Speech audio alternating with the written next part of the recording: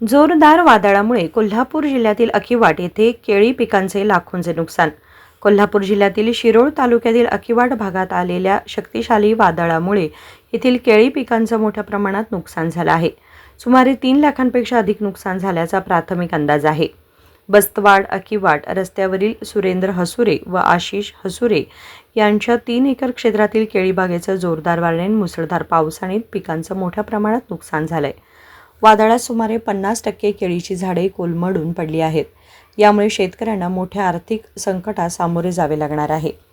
बाधित शेतीचा पंचनामा तात्काळ करावा अशी मागणी होऊ लागली आहे.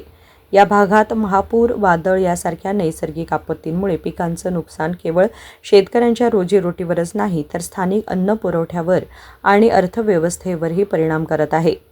बाधित शेतकऱ्यांना मदत करण्यासाठी शासनातर्फे लवकरात लवकर प्रयत्न झाले पाहिजेत.